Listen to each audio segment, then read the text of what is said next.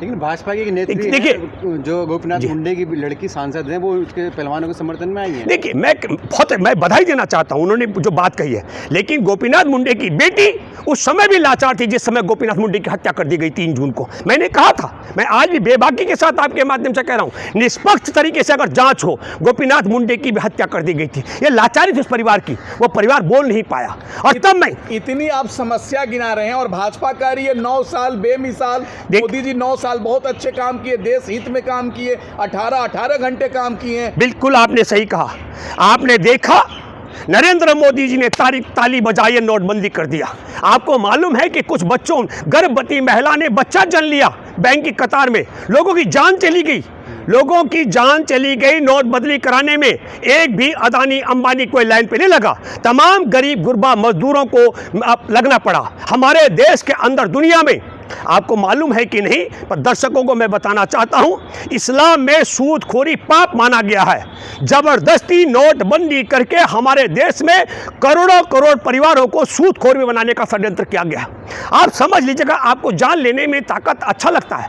आपने टैक्स पद्धति बदली, 6.5 लाख उद्योग पर ताले लग गए। आपकी ताली बजाने से फिर आप कहते हैं कि साहब 9 साल बेमिसाल। 6.5 लाख उद्योग चलाने वाले, उद्योगों के मालिक, उनमें काम करने वाले कामगार, उनका माल ढोने वाले, उनको माल देने वाले, उनके खरीदारी करने वाले, इन सब का अगर आकलन आप करेंगे, यह आंकड़ा करोड़ों में पहुंचता है।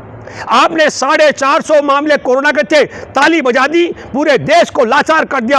आपके 14-15 करोड़ लोग सड़कों पर चल रहे थे। लाचारी में आपने देखा देश में महिलाओं के पैरों से, बच्चों के पैरों से खून टपक रहा था, और गर्भवती महिलाएं खुले आसमान के नीचे बच्चे जन रही थी, और भूख से लोग मर रहे थे। और आप कहें 9 साल बेमिसाल। मैं आपके सामने जिक्र करता हूं इनके विधायक लाचारी की, एक आज मैं कुछ लड़कियों की लाचारी की बात, हमारे गोल्ड मेडल विजेता बेटी यहाँ बैठी है ना, इनके अलावा देखिए मैं शुरुआत करता हूँ कुलदीप सेंगर का जो मामला है 2017 का, आपको बताना चाहता हूँ कुलदीप सेंगर ने बलात्कार किया था। उस लड़की को जून 2017 का जिक्र है, और 18 में अप्रैल के महीने में उस बेटी को आत्मदाह का प्रयास करना पड़ा योगी आदित्यनाथ के आवास पर, तब जाकर के उसके मामले की सुनवाई। लेकिन क्या हुआ, उसके पिता को फर्जी मुकदमे में बंद करके उसकी हत्या कर दी गई थी।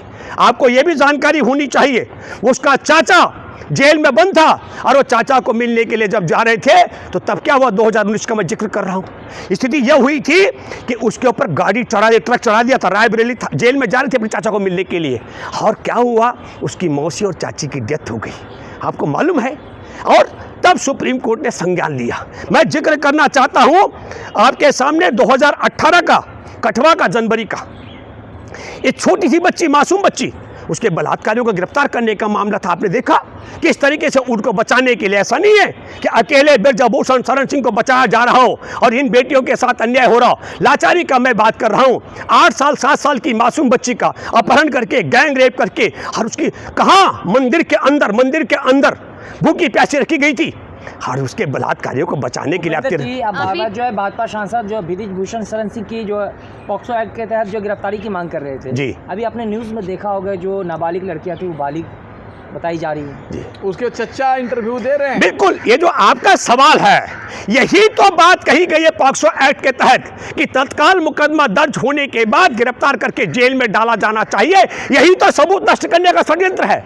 वहां लड़की नाबालिग की ही थी, उसके चाचा को विवश किया ब्रजभूषण शरण सिंह। यही तो ताकत है, ब्रजभूषण शरण सिंह की यही ताकत है कि पॉक्सो एक्ट को उसने कहा चाचा को आगे लाकर, चाचा मीडिया में।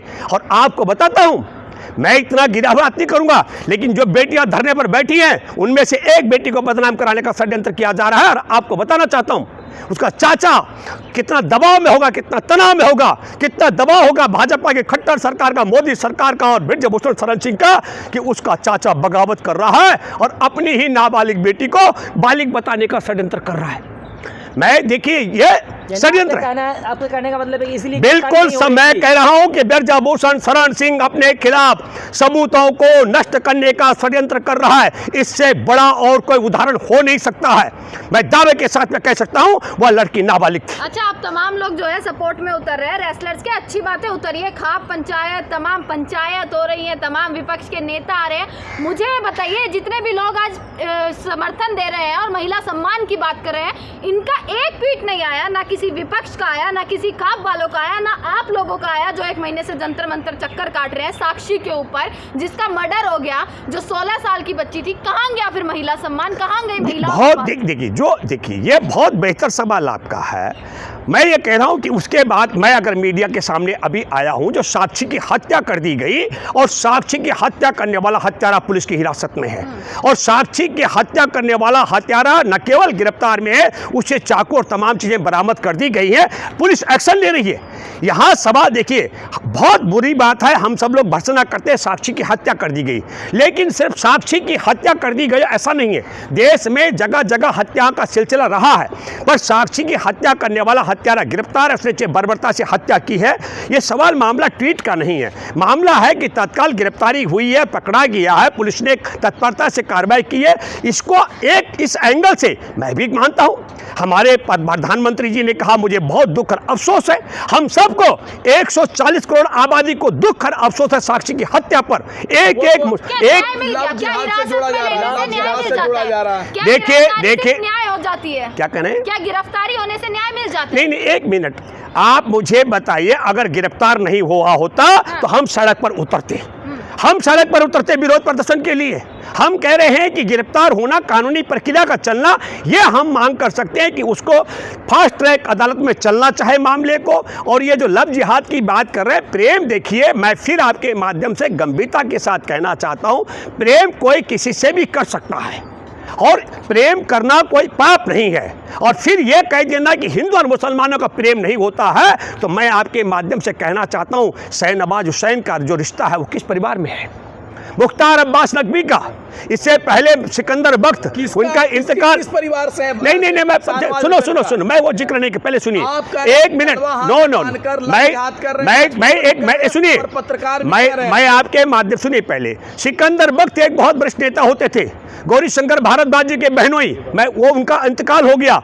मैं तब से लेकर के अब तक एक बात दावे से कह सकता हूं, जिन मुसलमानों का संघ परिवार के साथ रोटी और बेटी का रिश्ता है, उन सब का आरएसएस बीजेपी में बहुत बड़ा ओहदा है। और जिनका रोटी बेटी का रिश्ता इनके साथ नहीं है, अगर कोई किसी और से प्रेम करता है तो ये उसे लव जिहाद का एंगल देते हैं, पर इनकी बेटियों के साथ जब कोई प्रेम विवाह करता है तो ये उसको भाजपा और संघ में बड़ा स्थान देते हैं। ये जमीनी स्तर पर है, एक एक का मैं जिक्र नहीं करूंगा। मैं एक और उदाहरण देता हूं आपको, लाचारी का, लाचारी और बेबसी का। सितंबर 2020 का मैं जिक्र कर रहा हूं, कोरोना के बीच में, जिस वक्त हाथरस में वाल्मीकि परिवार की बेटी की जुबान काटी गई थी, कमर की हड्डी तोड़ी गई थी, कि जब तक वो बेटी बच सकती थी तब तक उसे कायदे के हॉस्पिटल में ट्रांसफ़र नहीं किया गया, नहीं भेजा गया। और जब उसको वहाँ से एम्स के लिए रेफ़र किया गया था तो फिर आपने देखा उसको एम्स के बजाय सफदरजंग हॉस्पिटल में भर्ती कर दिया गया, जहाँ उसकी जान चली गई। और फिर देर रात को उसके शव को ठिकाने लगाया गया। मैं ये बात इसलिए कहना चाह रहा हूं कि हम लाचारी की बात करें, जवानों की हत्या कराने के बाद एक भी जवान मुंह नहीं खोल पा रहा है। करोड़ों लोगों की रोजी रोटी छिन गई कोरोना काल के अंदर, जिनकी जान चली गई है, जो लोग मारे गए गाड़ियों के रौंद के, जिन्होंने खुले आसमान के बच्चे जने, एक भी मुंह खोलने का हिम्मत नहीं कर पा रहा है। इसलिए मैं कह रहा हूं कि देश लाचार है। वो 6.5 लाख उद्योगों पर ताले लगे, एक भी उद्यमी खड़ा होकर के बोलने का साहस नहीं कर पा रहा है।